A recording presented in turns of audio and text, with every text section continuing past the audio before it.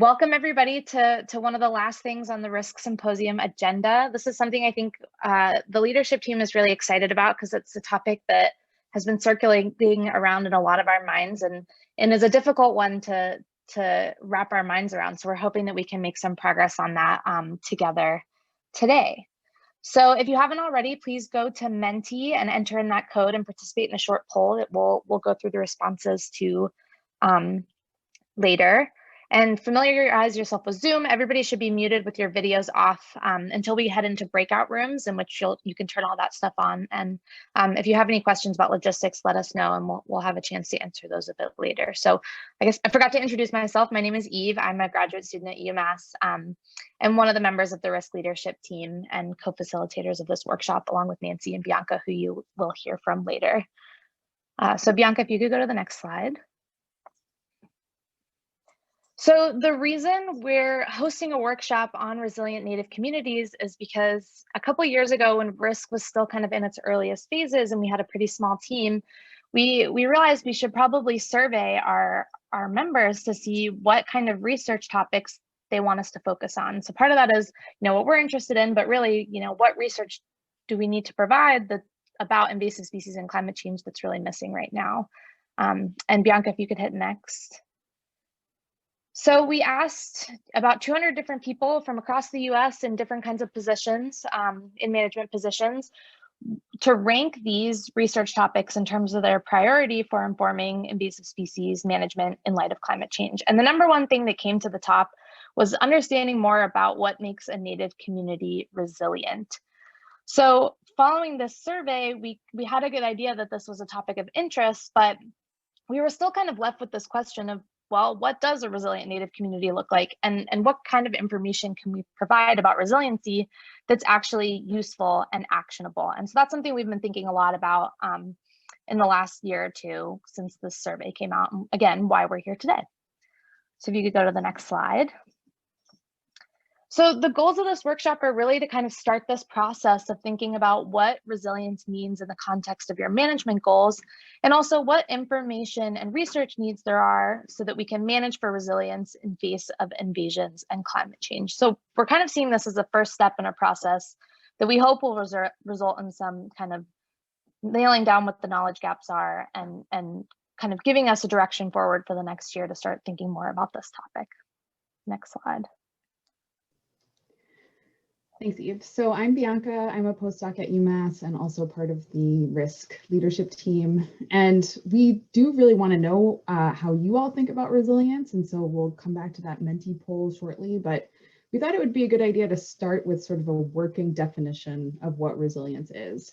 And then probably the most common definition of resilience is the ability of a system to experience disturbances or environmental change without changing to a fundamentally different state. So being able to persist into the future without completely changing into something different.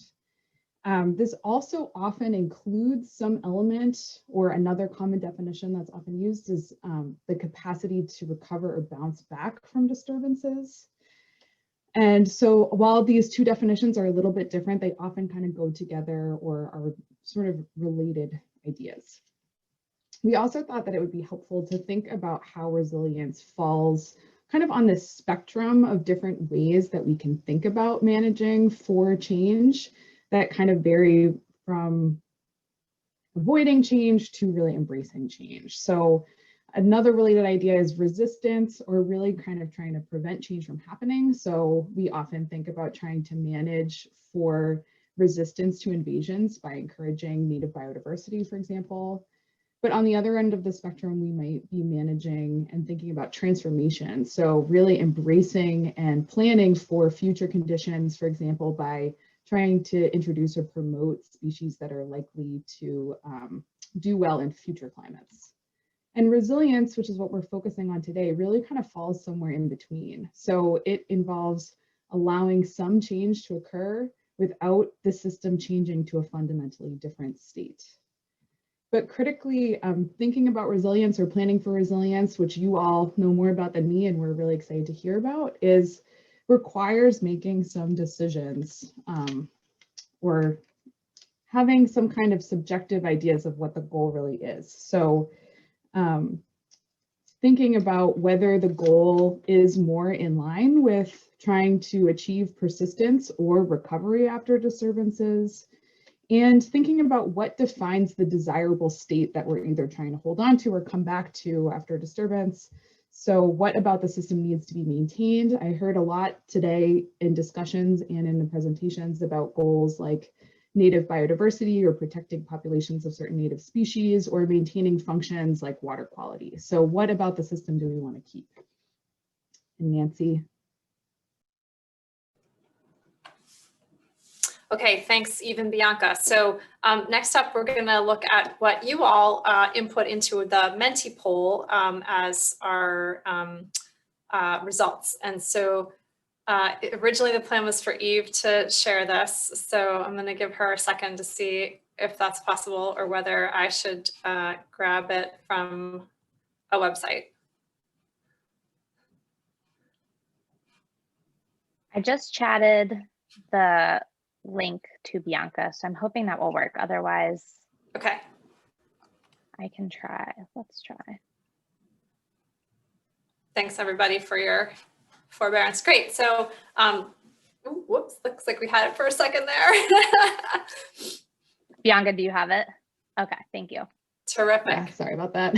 No worries. So scrolling through the screen here are some of the phrases that you all entered into our Menti poll about the term resilience. So I'm seeing adaptation, ability to tolerate, ability for an ecosystem or entity to rebound after damage or trauma, ability to withstand threats, the ability of something to withstand some change agent and return to its general condition, adaptable, durability, sustainability, evolution, tolerance.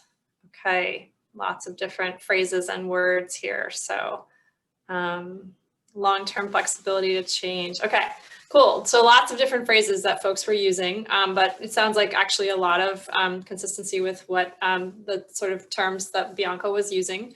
What we're going to do now is if I could ask each of our breakout room facilitators to please go ahead and share one short and sweet take-home message from your group discussion into the chat.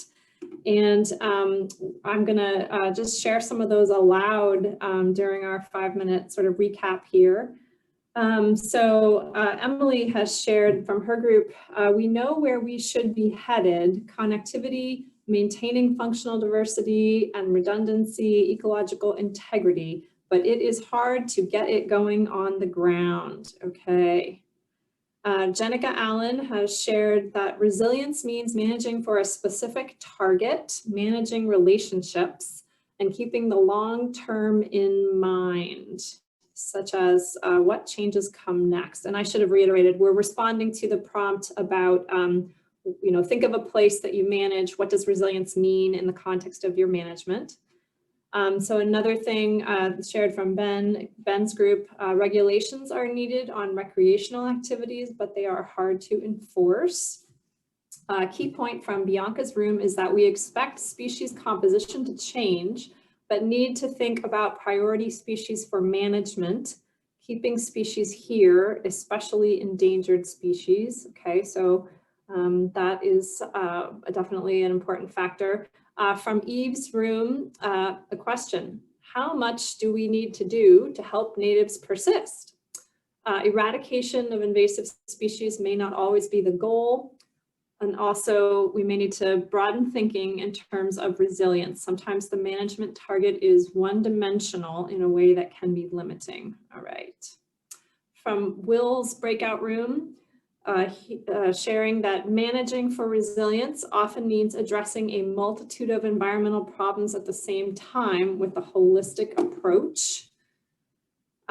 From Audrey, Audrey shares, we focused on forest patches, fragmented forests or islands, and the key functions we discussed were, oops, sorry, the chat's coming in quickly. It's hard for me to keep reading the same line here. Okay, the key functions that we discussed were water quality and habitat via strengthening non-forest function by native planting, not manicured lawns, and by increasing forest age, structure, diversity. Okay, so water quality.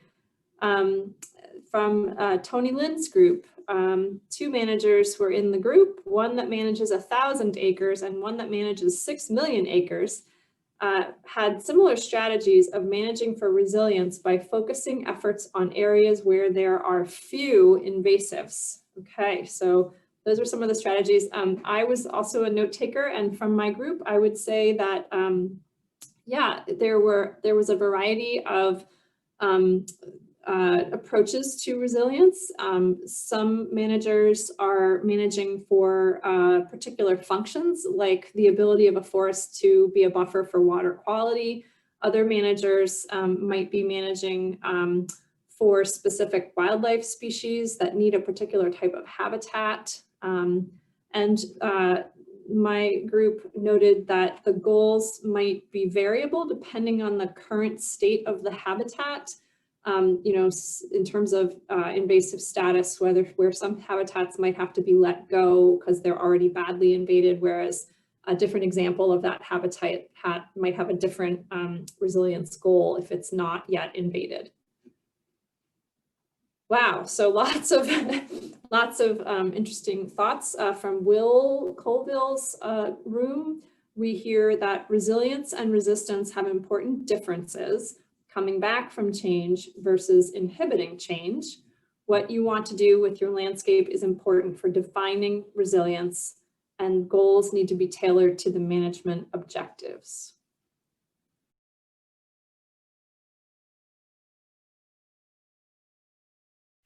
Okay, welcome back, everybody. So we're gonna do what we did last time. So if all the facilitators could chat, you know, a take-home message or two from that last breakout discussion, that would be great.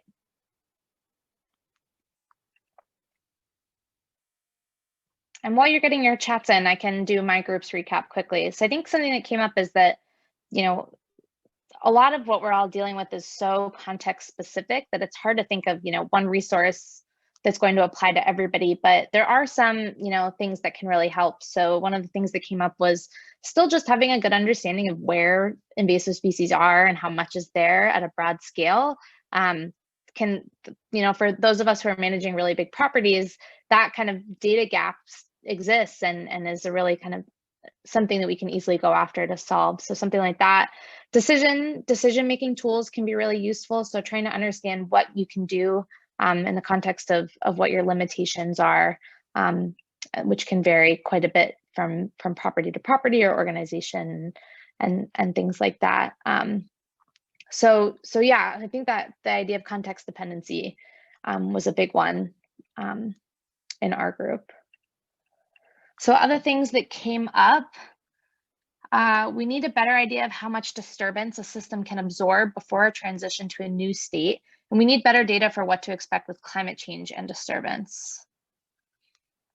It's important to prioritize which aspects of an ecosystem to manage in order to get the most bang for your buck. That's a great point. So thinking about, you know, what actions we can take to have the best impact. So another thing is that we need information to help prioritize actions to meet the management goal, including future conditions and how different stressors will interact. So more kind of, that seems like basic information about what the changes we're likely to face are. So we need more information about what management methods work for communities and managers, and that's something that came up in our group too, so kind of best practices and when to move on. It's important to look for the tipping points where ecosystems cannot recover and will become something new entirely. So thinking about thresholds. So while management is often about keeping species in an ecosystem the same, species change over the course of history, and we need to find out when it is okay to accept the change in species. Thresholds came up again, so maybe that's a good take-home message for the full workshop. So again, tipping points and which things become unsustainable for your goal. So the amount of pressure before a system becomes unrecoverable. And, you know, that might be system and site specifics, but how can we, you know, come up with resources or a process for identifying tipping points? Information on rare species is what's really needed. So that's where management will be most effective, and that's where there's the least information. So phenological data could help there, but thinking about, you know, what species and conservation priorities we have that we don't have information for. Another one is realistic site assessments and considering constraints. So constraints seem to come up a lot. So, you know, funding and personnel, and stakeholder buy-in are things that a lot of people are dealing with, and also are keys to planning for resilience-oriented projects. And then the last thing I see here is that one group accepts that ecosystems may change a lot in terms of composition, and that is okay, so long as critical functions like water quality protection are maintained through that change. I think that's something, a couple of groups have discussed. So what can you do?